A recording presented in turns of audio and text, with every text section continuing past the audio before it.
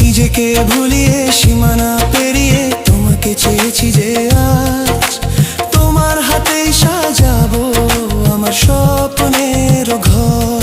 আমি তোমার প্রেমে পড়ে দুনিয়া ভুলে গেছি।